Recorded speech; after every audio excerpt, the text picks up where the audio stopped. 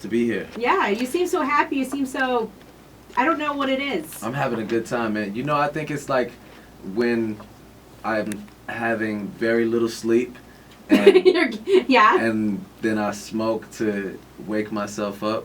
I just have a great day. It's like, oh, you're good.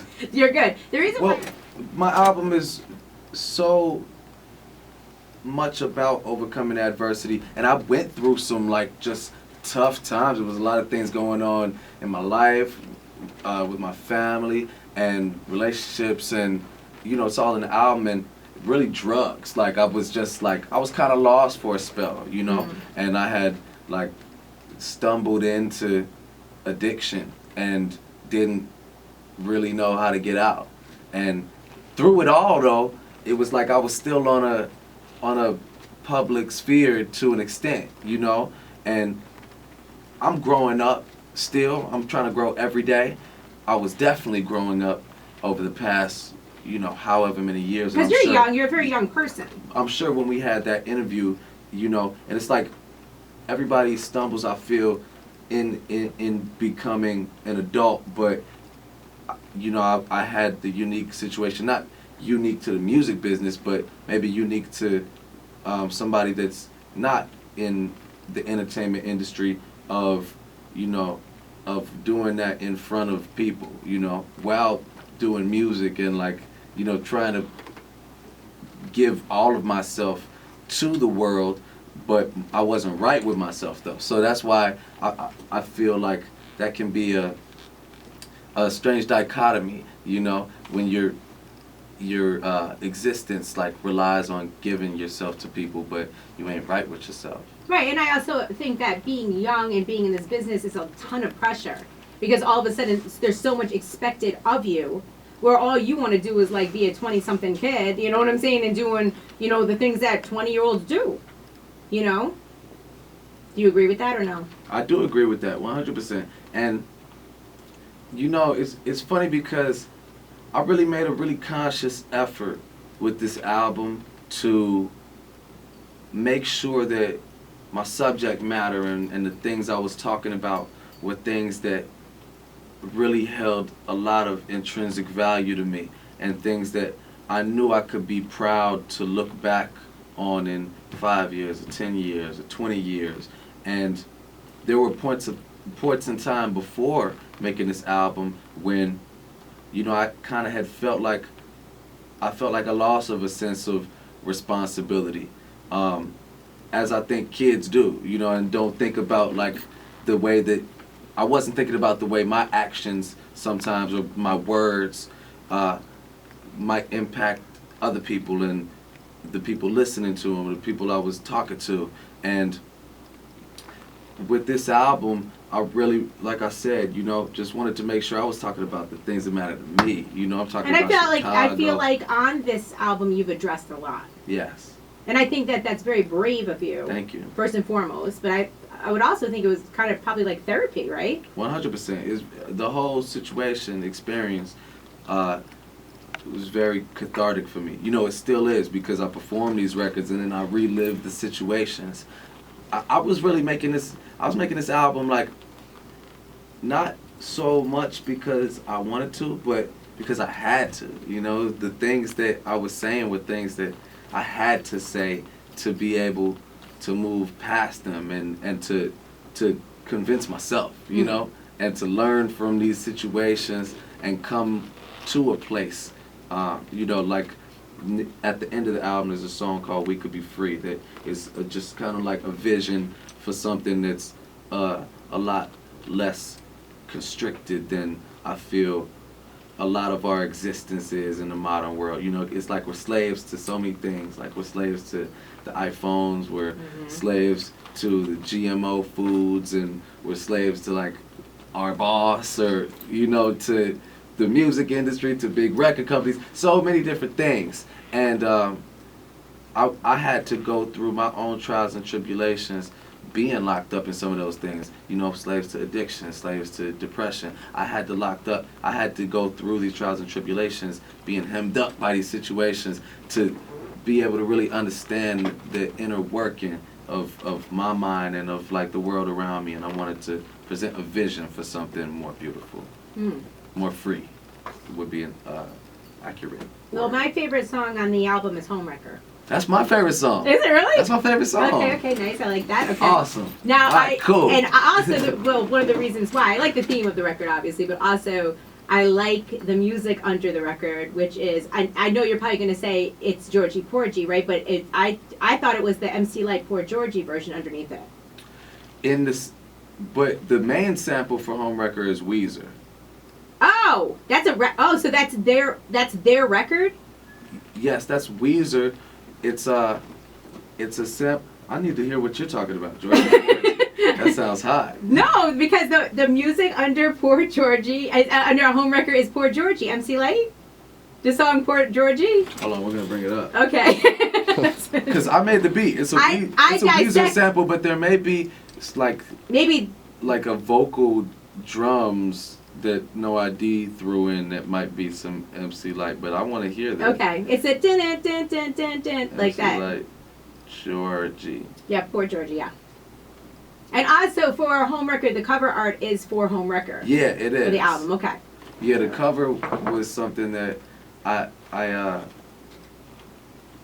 wanted to really display a lot about the album with that image, and so it's me sitting in a destroyed apartment. I just gave you the physical, so it's me sitting in the trashed apartment.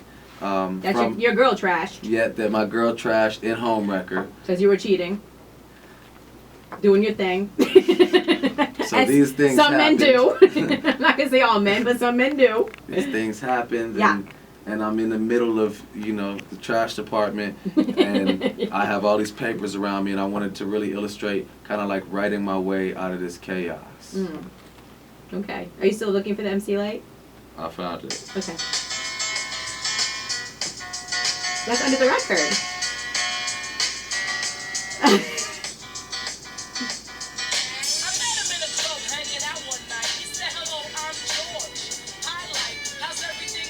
Am I correct from hearing the record? It's so similar. It is it. You want to play like it? the exact same melody. I'm gonna play it. We'll play Wait, it. they didn't. I want to know who they sampled. The original. What was the original to that, Niles? To Poor Georgie. It was Georgie, Porgy, pudding pie. Yeah. Kissed the girls and made them cry. Because this is your record right here, number 4. Who? Maybe you know what might have happened because it's a.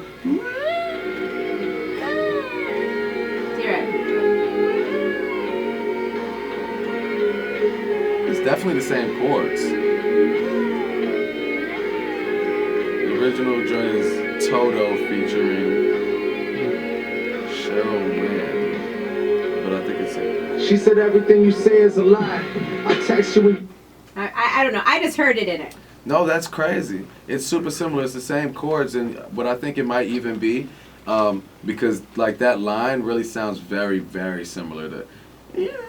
Yeah. Because I wouldn't be surprised if Weezer lifted that line from the original sample, from the Toto Georgie Porgy song. Yeah. I wouldn't be surprised if so that's crazy. I guess I did sample it. Sorry, I just dissect records to That's ill. Well, I just it's not good. Yes, it is. Like I wish I could listen to records like regular and not people. think about it, right?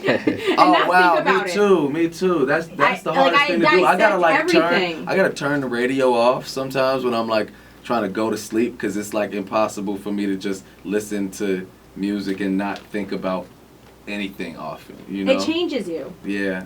Word up. Yeah, it's hard, but anyway. Jay-Z called you a once-in-a-lifetime artist. What do you think about that? I feel proud of that. I feel that it was just a great decision and move in my life to, be able to build a relationship with Jay and with Roc Nation as a company. I just really feel like lucky that I don't have a record label telling me like what kind of songs to make and when to make them and forcing me to be somebody else. Like somebody else or be like a blueprint for commercial, and because a lot of your album, not to interrupt, a lot of your album sounds almost alternative V to me. which, you know, I like the way that the music changes throughout your album and sounds, but I think that that's really nice that you feel like you don't have to conform. Right, conforming. That's the main thing. And I've seen it happen, and it's like I've seen it happen to artists that I thought, you know, were really dope, and I was like waiting for the album, and you know, heard other things, and then the label ended up kind of forcing them to take a certain direction, and it might have worked out commercially, but it wasn't for me as a listener anymore. You know what I'm saying? Yeah. And I think we see that time and time again. And I'm lucky to not be in a situation like that. You know, and I've also always been a huge Jay-Z fan from age 11, 12. Like I was telling you about looking through my Blueprint CD Right. in my bedroom at my mom's house in the basement. You know, I just found it, and I'm looking through the liner notes, and I'm seeing all these photos I didn't see before,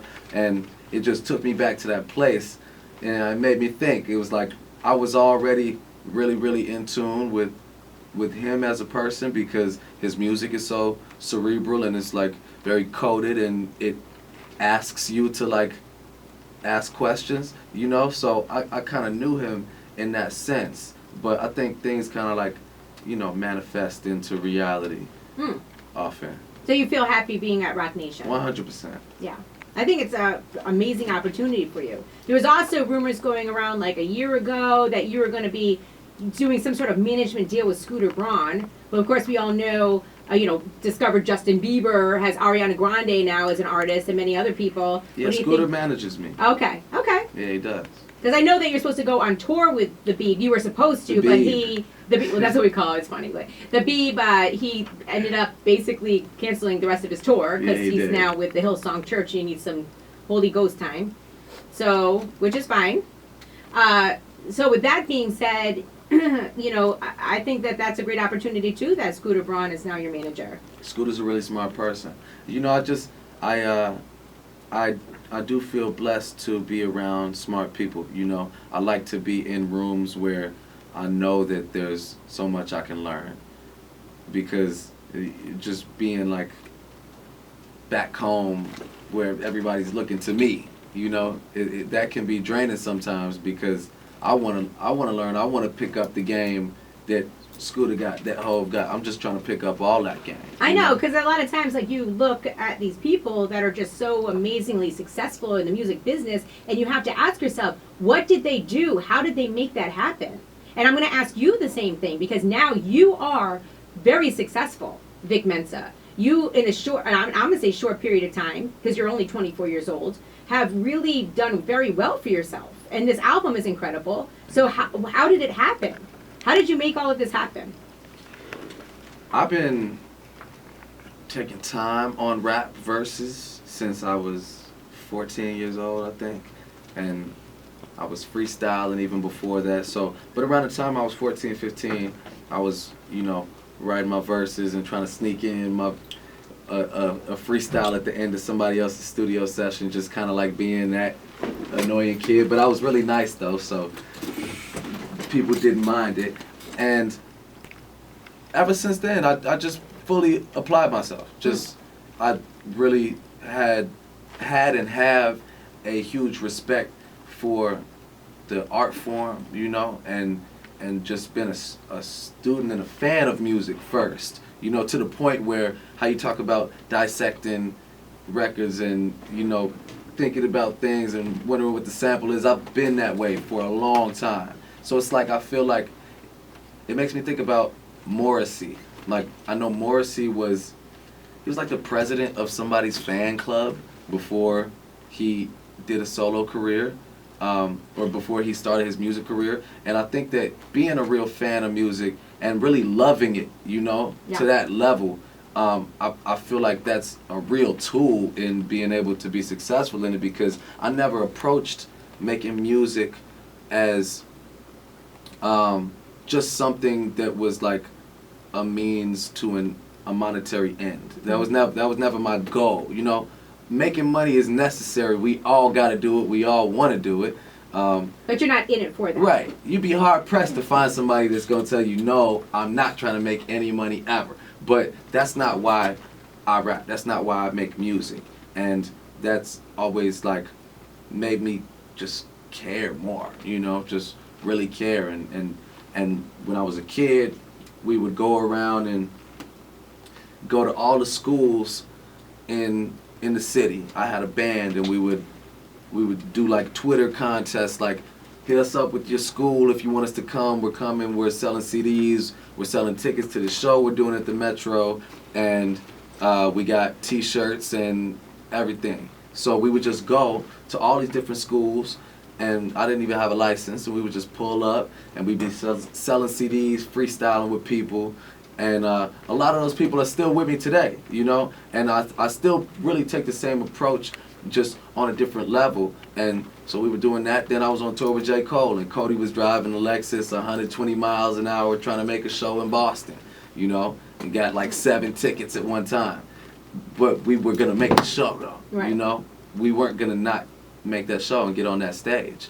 And I still approach the things that I do today with the same just like enthusiasm and passion, because I believe every word that I'm saying in this music, and I want the world to hear it. So let me ask you this. Is it your passion for music that makes you not able to respect certain artists, such as Lil Yachty?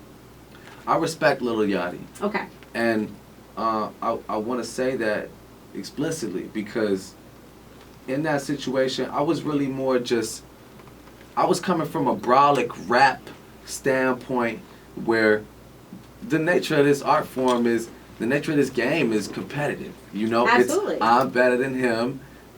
Like, he can't mess with me. Like, you know, that's always been the energy of hip hop. Absolutely, and yeah. So that's the only place I was coming from. I wasn't coming for Yachty as a person or, you know, anything. I was just, you know, saying how I felt about and that was a line that you were my from relation. OMG that you actually took out. And I actually took it out because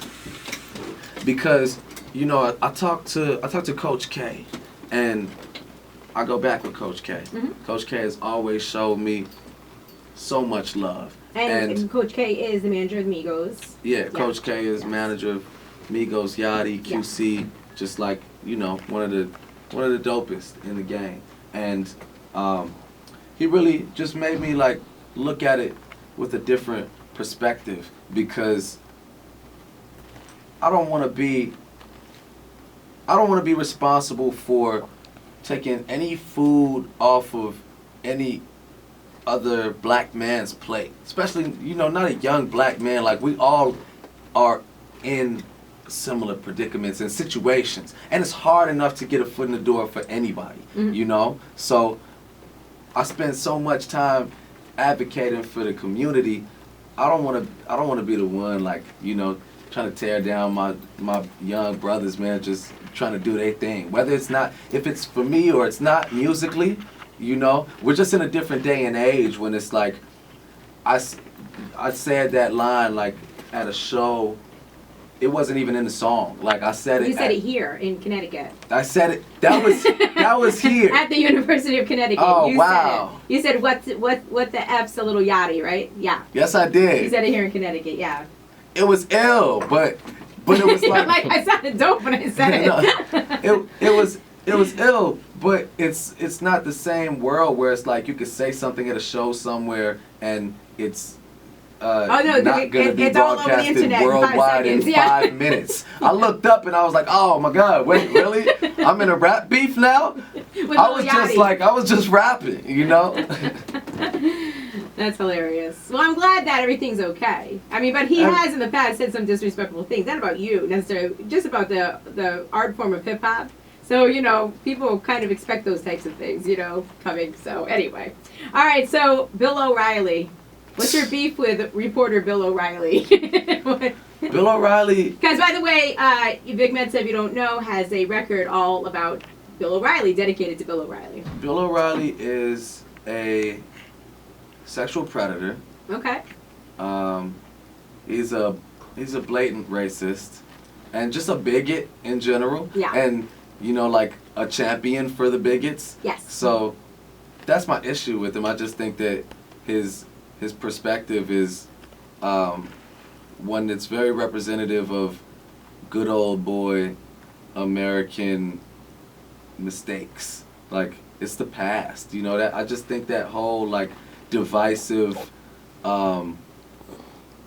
scared of change, scared of the future, scared of multiculturalism. I just think that entire energy is so not the present, and it's not the future. I feel like it's just a remnant of like these just poisonous old ideas that made America. So I have a problem with them. And here we are back again with that. Yeah, I mean, it never left. It never left. It's just an old mentality. It's not. Well, I feel people now feel like it's okay for them to express these crappy opinions now 100%. because of who's in the White House. 100%. You It's know? emboldened a lot of people. I don't think that it made them.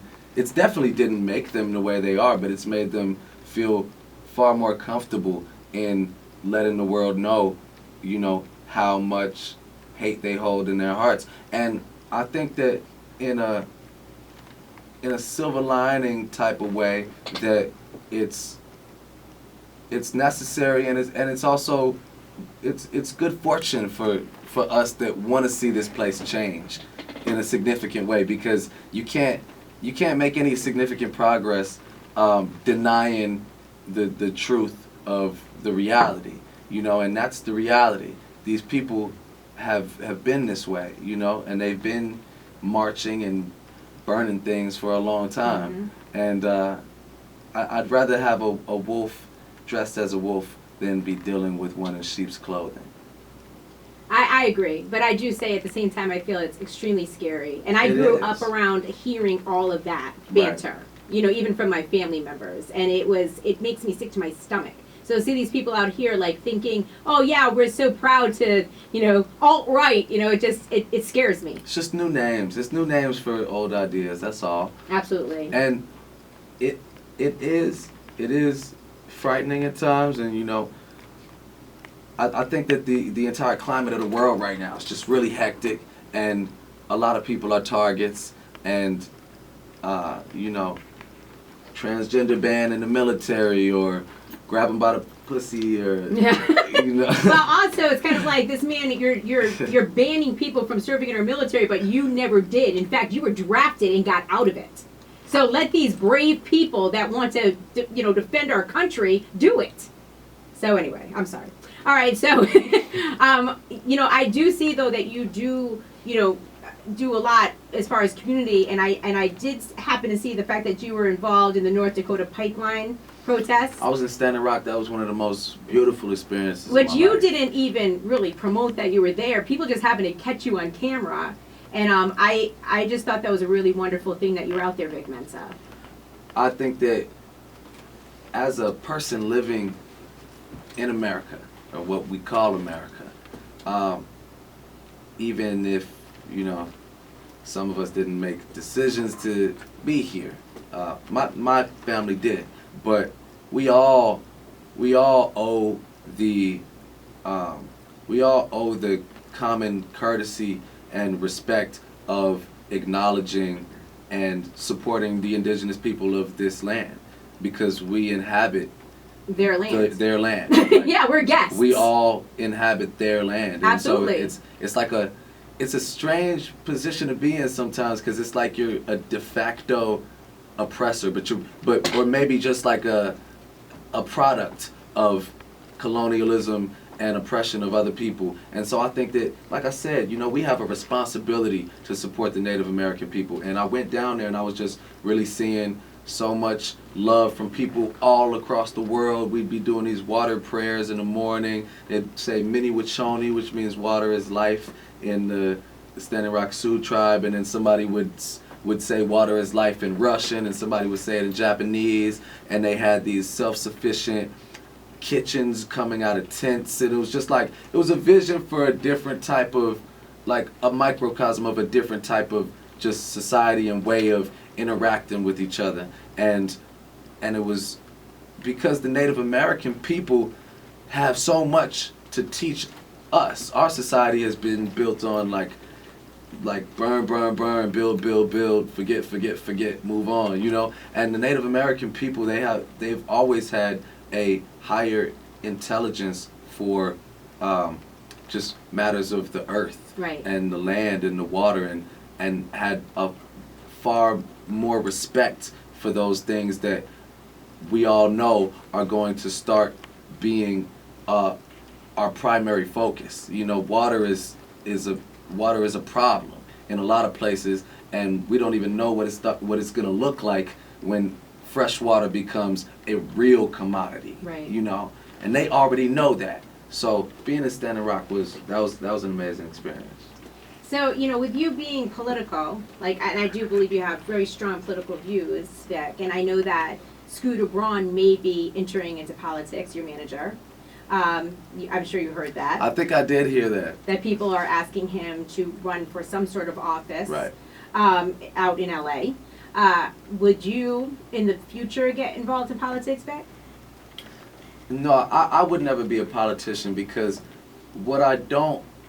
I think that some brave people with the right intentions need to, and I hope that they do enter politics, but I think the majority of politicians are people seeking power. I mean, you know, it takes a certain type of person to, like, put their name on a sign and, like, run for office. Not that that makes you a bad person or anything, but I think that a lot of it is often a seek for power, and it's not so much about actually helping the people. I feel I'm political, but because I'm for the people. I'm political for the people. Politics, as Fred Hampton said, is just war without bloodshed. And my people are under attack. My city is in a war with itself. Right, so getting to that, And Chicago. yeah, my city is in a war with itself. So being that I take part in that just by existing, then I have to be political, because I'm not about bloodshed. Right. You know, I'm about less bloodshed. I want to see more of my young boys grow up. You know, I want to see more of my guys have careers and So start how do you families. do that? I mean, I've seen what Chance, who by the way is a friend of yours, Chance the Rapper. I've seen what people do in their community and can do, but how can you change the way that things are in Chicago? How can you? Well, I believe that change in Chicago has to be heavily focused on the youth, as it does anywhere, and investment into the community, because so many things are being taken from the community. Right. The community is being robbed of its decency. You know, a lot of people are being robbed of, like, their right to representation. They're catching, like, guilty pleas and bail.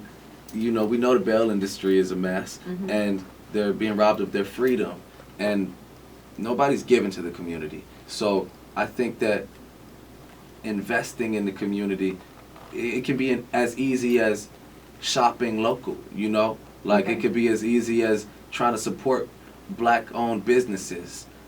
But these things matter, you know, and these things count. And you know, taking kids under your wing and taking shorties under your wing and, like, steering them away from, you know, certain paths that could be, how that can go. It only takes a couple years, or maybe a couple months, or maybe a couple weeks.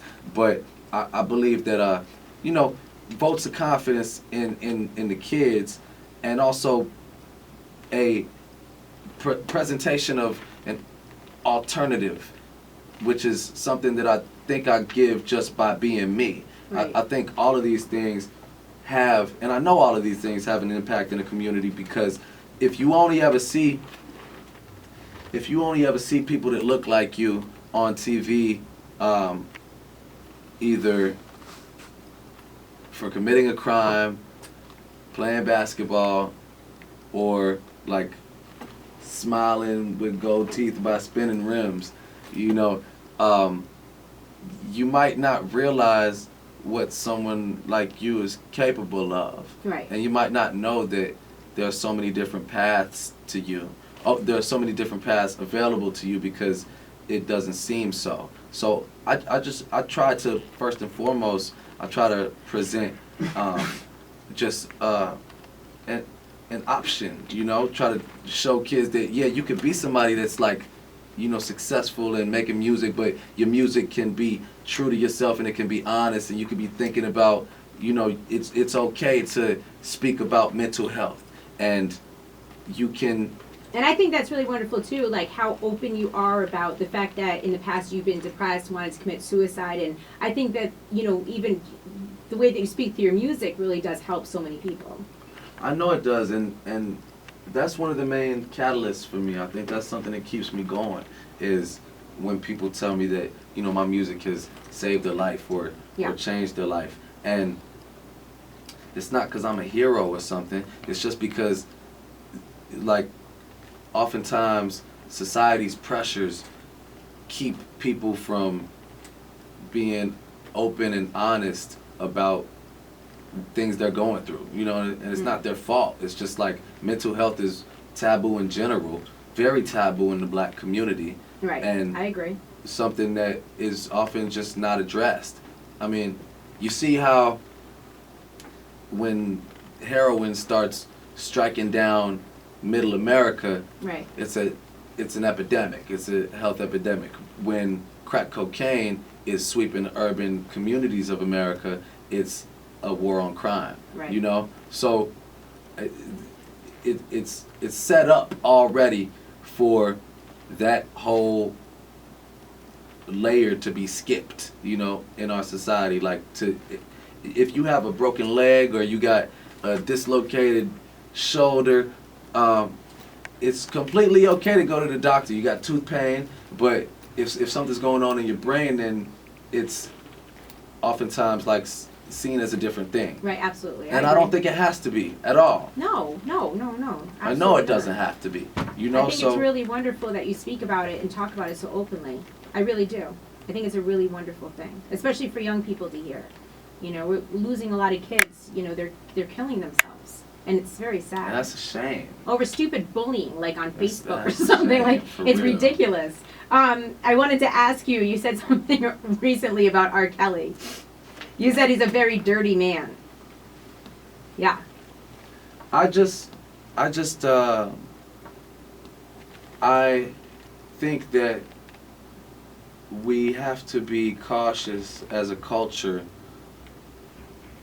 the type of abuse and the levels of abuse that we're willing to look past because we love the music or the art, Yeah. And that's really where I'm coming from, is that I'm forever going to be a feminist, and I'm going to be anti-sexual abuse and like child abuse. I gotta be against those things, and I think that's only right to be against those right. things. Yeah. That's a no-brainer. So I don't appreciate the way that, like, and we've all played a part. I've played a part on multiple occasions in, like, looking past like the hurt that people have caused others because I like the music or I like the art, or and that's just not where I'm at with it. Okay. So I have this question that's been like killing us for a while about you, Vic Mensa, okay? What's that? What is your relationship like with Kanye? The reason why I'm asking you that, Vic, is because we thought you were going to go to Good Music. Okay, we thought you were going to be on there originally. Right. And then, of course, there was all that riff that went on all over the internet that you got pulled off the Wolves record, but then got put back on because people were, like, so upset. Right. Because you were incredible on that record, by the way. What is your relationship like with Kanye? Because I have a theory. What's your theory? Of why you got pulled off that record, but I might be completely wrong. My theory has always been that it was because you signed with Roc Nation, and he was having issues with Jay-Z at the time. I think it was like, Kanye's records, they take a lot of different forms, and that record had been around a long time before I got on it, and I think it was more so something to do with, like, maybe some other artists that didn't want anybody else to be on the song if they were on the song. Who, Sia? I'm not really. Sia was complaining?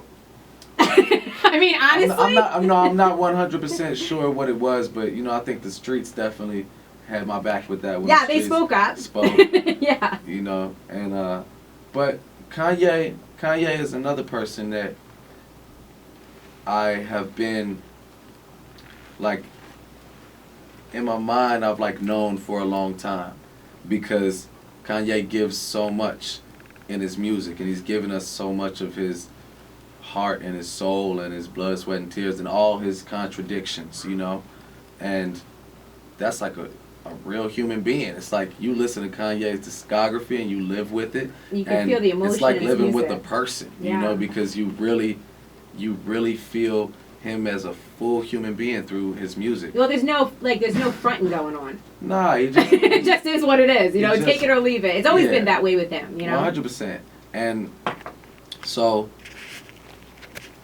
I'm first and foremost a fan of Kanye, and have had the good fortune to be able to learn from him in person and see the way that he puts his genius together. Mm. But you didn't answer my question, Vic. You didn't answer my question. I'm cool with Kanye. I haven't seen him in a long I want time. to know whether or not you were taken off the record because you signed with Roc Nation. Oh, no. Are you sure? Yes. Okay. Yes. Because that was just something that I always thought might have been. It was just like right around the same time. Yeah. So I just put two and two together. It actually wasn't even that. Did he ask you to join Good Music? There were some conversations. Because people thought when you first came out that you were Kanye's artist. Everybody was saying, "Oh, Vic Mensa is Kanye's artist." Were you Kanye's artist, Vic? I don't think I was Kanye's artist at any point in time, but definitely like learning from Kanye and working with him, and I was spending time just around him a lot. Because it was like a Chicago thing, right? Yeah, and working and writing with him, and being in the studio with him a lot. And so my relationship with him is that, and it's a friendship, and he's honestly a lot nicer of a person than a lot of people like often think and give him credit for. He just is wild as fuck. But he cares though. Kanye cares though. You know, Kanye is somebody that he does want to help people. He does want to help people, and I'm blessed to like have him as a friend and somebody that I can bring music to and talk to and just have in my corner. Okay. And you'll be working with him again in the future? 100%. Okay. Well, Vic Mensa is called The Autobiography, so make sure and go get that. I'm hearing you want this to be your debut album. It's not, of course. It is. Well, not really. You've had so many projects out. I thought, wasn't not the manuscript, oh God, your album out last year. What was it? There's a lot going on, but that was your debut album, right? No, that was an EP. That was 6 songs. Oh, okay. All right. Cool. They're saying it was your debut album when they were promoting it, but anyway. Oh, no. So the debut album from Vic Mensa, The Autobiography, make sure and go get that. You're going to learn a lot. If you don't know about Vic Mensa, you're going to learn a lot about this guy on this album. TMI. Yeah. It's Hot 937. Thank you.